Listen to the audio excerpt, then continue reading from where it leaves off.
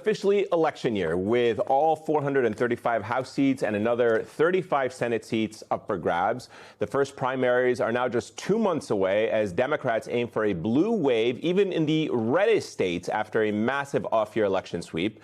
We'll start to get some answers on March 3rd in North Carolina and Arkansas and the crowded Democratic contests in Texas, a state that hasn't seen a Democrat win statewide office in 30 years. Now, for voters there, the Tribune calls it, quote, their first chance to make their opinions known on the events of the last 12 months. And that includes plummeting ratings for Donald Trump in the first year of his second term as he approaches lame duck status, thanks to voter concerns about the cost of living and his aggressive redistricting campaign.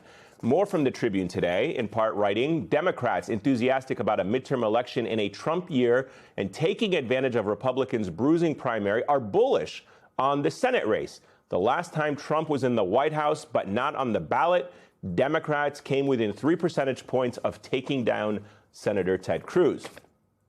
Texas State Representative and U.S. Senate candidate James Talarico joins me now. State Representative, it's great to have you on the show. We're 2 months away. You're out there talking to voters in Texas every day. Tell us about what you're hearing from them and their frustrations right now.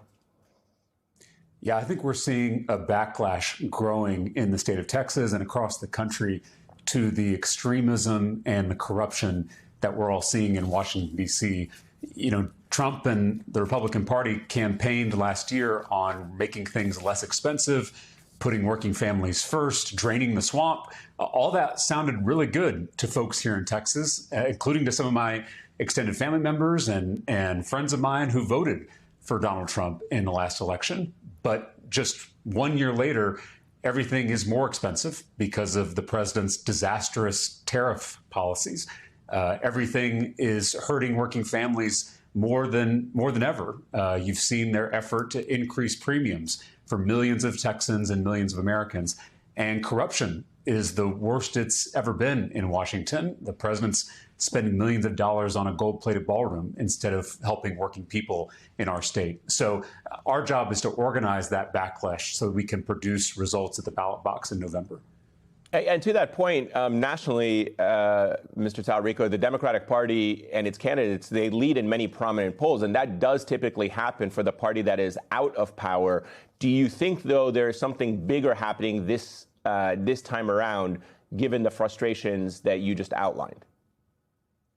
I do. I see this frustration spanning the political spectrum. It's not just among Democrats, but it's among independents. It's among some Republicans. It's also among voters who feel disillusioned with both political parties.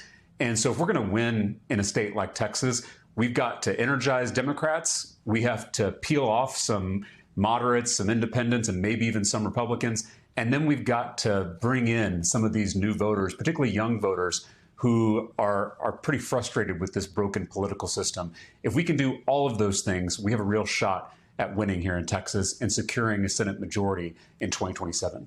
And let me ask you about the messaging, because a lot of people have pointed out, just seeing what happened this past year with the off-year elections where Democrats won in New York City, New Jersey, and Virginia. What should Democrats focus their messaging on when it comes to these races? Is it simply about running against Trump and what Trump has done, or is it offering something else?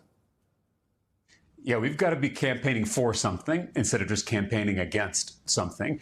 Donald Trump and the Republicans have fumbled the football. But that football is not going to run itself into the end zone. That's going to be on us. And so our campaign is putting forward a vision of how we can make life more affordable, how we can combat corruption and make government work for us again, how we can fight for education and healthcare and housing. These are all things that I've been able to win on in the Texas legislature as a Democrat in a Republican-dominated body. I've been able to score real victories for working people. And I want to take those fights to the U.S. Senate so that we can actually deliver results for folks here in Texas and across the country. Hey, James, it's Tim Miller with the Bulwark and MS Now. How you doing? Good. How are you? I'm doing well. I'm doing well. Happy New Year. Eamon mentioned in the intro there that Democrats haven't won statewide in Texas in 30 years. And I'm just kind of wondering, as you look back at some of those past races, I mentioned Beto's race in 2018 where he lost by only 3 points. What do you see as things that have almost worked for Democrats that you want to borrow from? And what about things that you want to do differently? I mean, doing the same thing over and over again and getting the same results is the definition of insanity. What do you think you can do different than some of the past Democratic candidates who haven't won? Well, I know we've all had our hearts broken by Texas many times before, mostly those of us who live here, because we're the ones who have to live under this extremism and this corruption. And if you look at the last 15, 20 years in Texas, statewide campaigns have gotten more competitive, not less. We haven't broken through yet. We haven't won a statewide race yet. But the trend line is moving in our direction. I remember when I was growing up in Texas, Republicans would win by 25, 30 points statewide. Now they consistently win by single digits. So I think to actually break through and finally get that statewide win, we've got to do a few things. We've got to energize Democrats. We've got to bring in new voters, particularly young voters. And then we've got to peel off some independents and even some Republicans. If we can do all of those things, I think we have a real shot at winning here. And I will just tell you, Tim, I have done this before. I got elected to the State House by flipping a Trump district that Democrats hadn't won in 30 years in Williamson County, Texas. And I was able to build a big coalition, a big tent that produced a victory with 51% of the vote. And I think that's what we're going to have to do statewide if we're going to win this Senate seat. So to follow up on that, and you talked about energizing new voters, James, 2025 was the year that Texans watched the Republican-controlled legislature pass a new map, as demanded by Donald Trump, to basically hand the Republicans up to 5 more House seats in the midterms. Is this something that you hear from daily when you're speaking to Texan voters? And do you think that is going to backfire against Republicans in your state? Could that be a factor that brings out people to the polls? Absolutely. I led the quorum break over the summer when my fellow Texas Democrats and I left our state and went to Chicago to shine a national spotlight on this redistricting power grab.